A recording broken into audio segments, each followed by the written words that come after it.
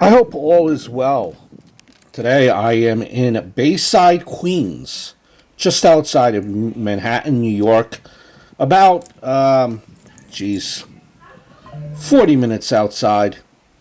It's a suburb here of Bayside that was the center of the world many years ago.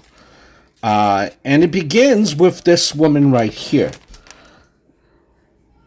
April 7th, 1970. A 47-year-old Queens homemaker received her first of many claimed visitations from the Virgin Mary.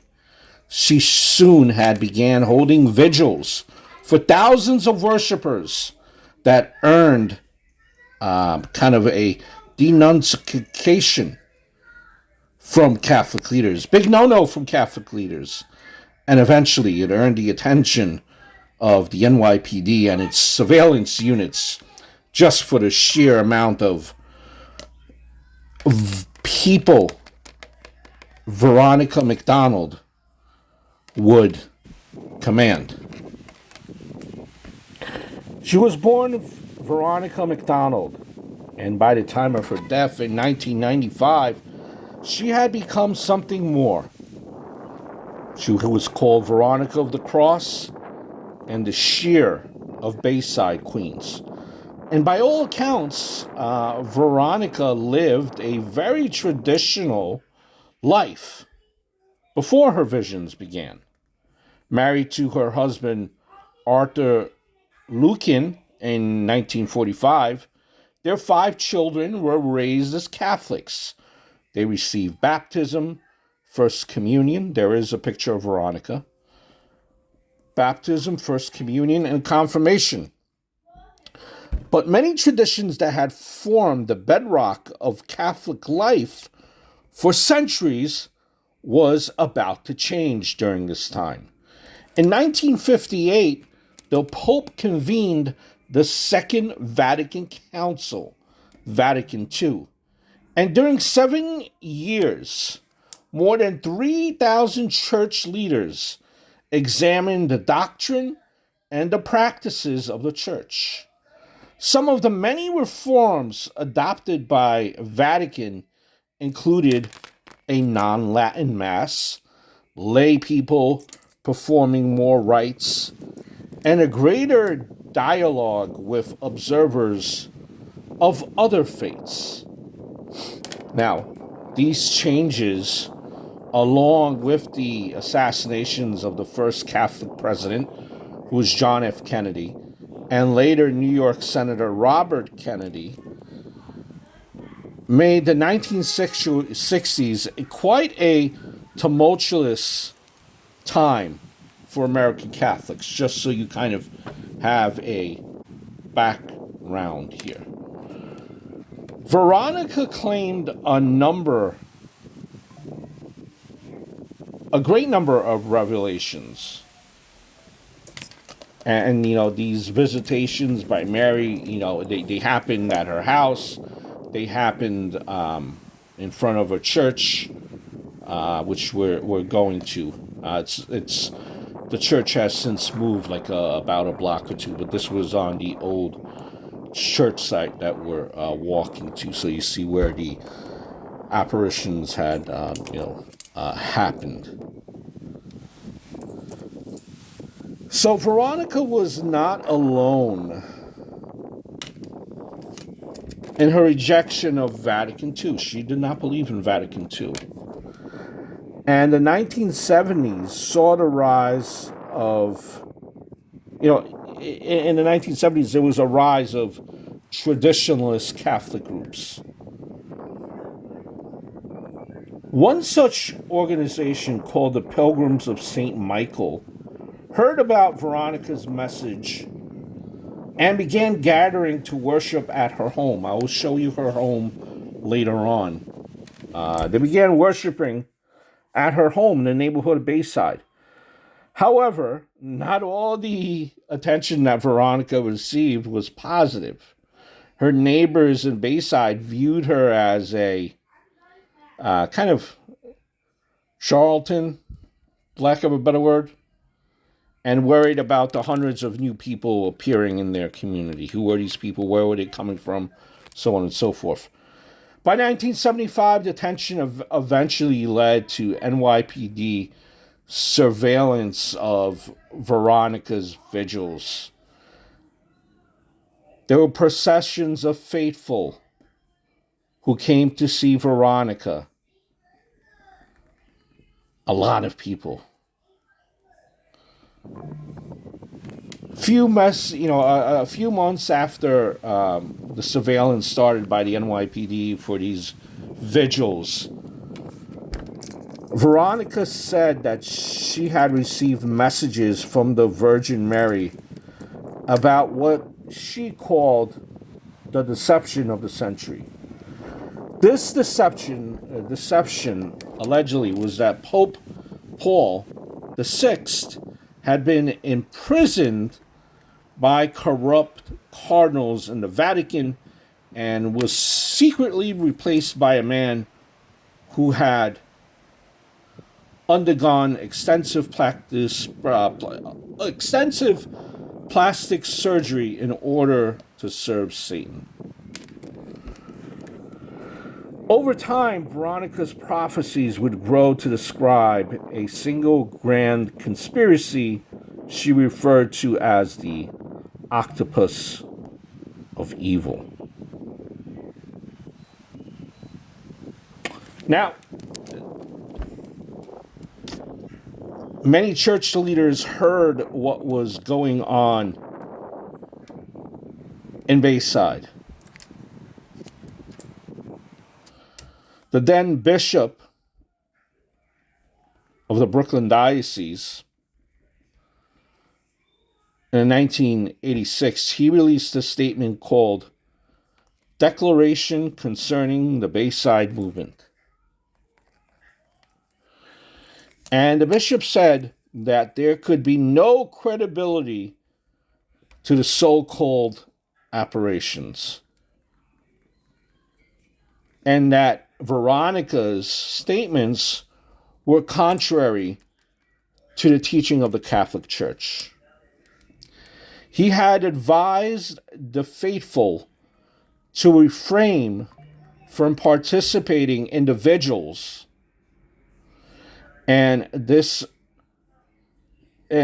disseminating any propaganda related to the Bayside apparitions.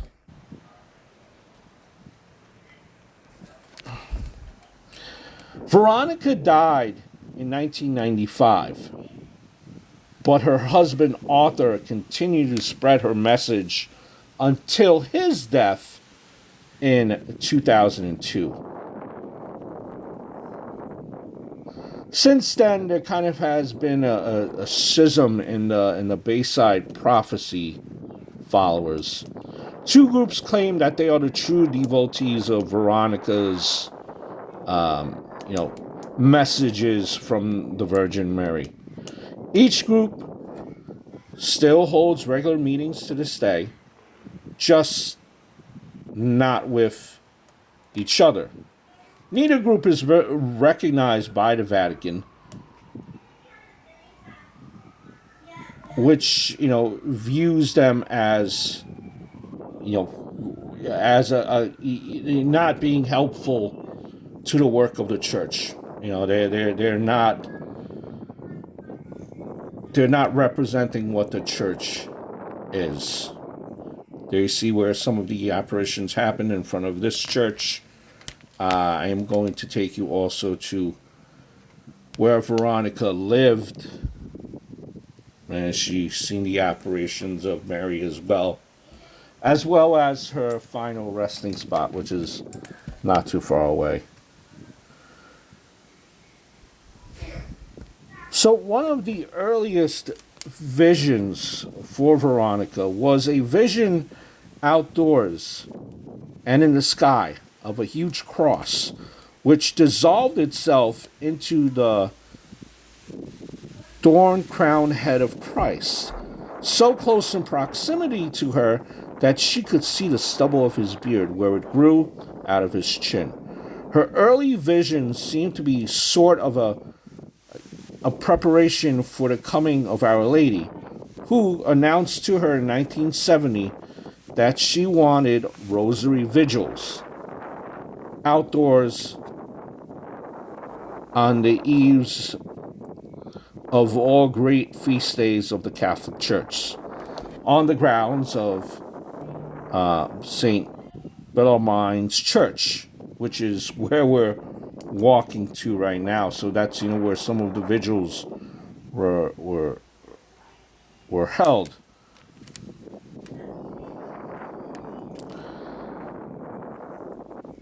There was also a vision of Saint Teresa, the little flower.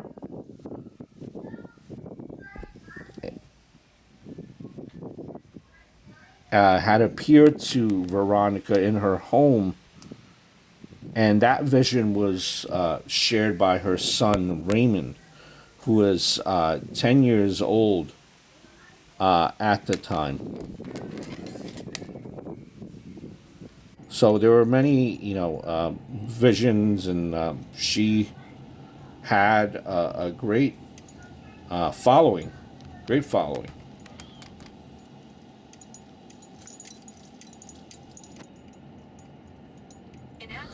At least what her followers and many of her supporters feel like, that she was acting as a voice box, repeating the words from heaven. Now, the context of the message is that Our Lady has revealed the general state of the evil in the world, the state of corruption within the Catholic Church, the evil within the Vatican itself, the sufferings of Pope Paul, and the necessity of a worldwide atonement to the Eternal Father. There is the apartment straight ahead where Veronica lived. I really don't know what to make of this story. Veronica said that she had, visions of Mary. And, she seemed like a genuine individual from just doing reading up on her. It's hard. It's hard to form a opinion, but it's good to be informed of the situation that happened. And we could, the beauty of this is that we could draw our own conclusions of if this was,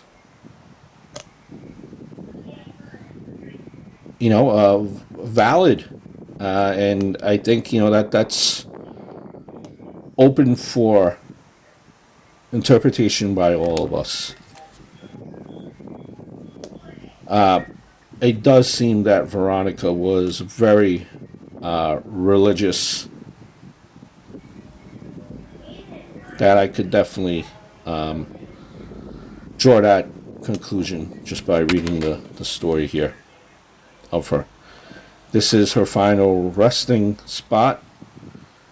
Her son, who was 10 years old, right, when he seen, with his mom, he seen Teresa the Little Flower, Saint Teresa the Little Flower, and he revealed it to everyone.